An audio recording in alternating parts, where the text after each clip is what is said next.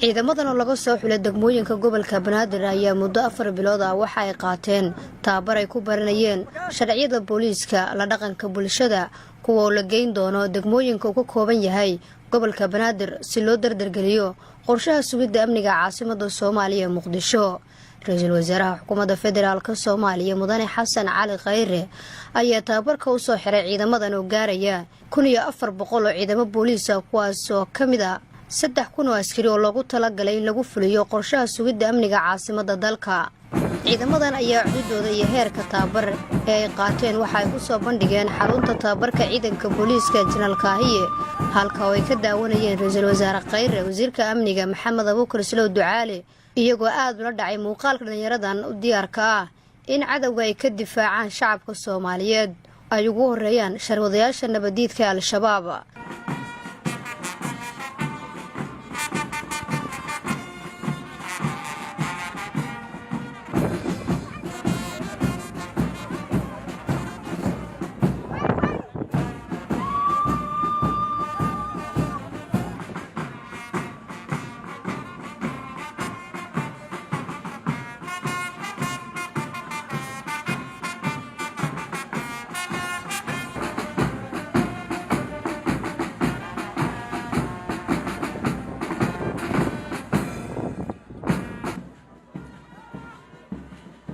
Ra'iisul Wasaaraha Xukuumadda Federaalka Soomaaliya Mudane Xasan Cali Khayre ayaa dhalinyaradan booliiska ee tababarka loo soo xiray kula dardaarmay inay si hufan u gutaan waajibkooda ka saaran sugidda amniga isla markaana ay xoojiyaan kalsoonida bulshada ay ku qabaan booliiska oo ah weelka bulshada. Taliyaha ciidanka booliiska Soomaaliya Janaal Bashiir Cabdi Maxamed oo warbaahinta qaranka la hadlay ayaa sharaxaad ka bixiyay qaabka lagu soo xulay ciidamadan maanta tababarka loo soo xiray. Bismillahir Rahim alxamdulillah.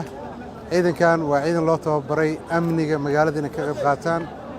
la baray shuruucda muddo 4 biloodna tababar qaadanayay waxaan rajaynaynaa inay wax weyn ka bedeli doonaan amniga magaalada waxa loo kala qaybin doonaa 17 degmo ee magaalada marka ciidankan waa ciidan sidaas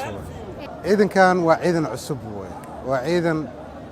aan si fiican vetin loogu soo sameeyay la soo baaray inaan balwad lahayn inaan mukhadaraad isticmaalin inay nadiif yihiin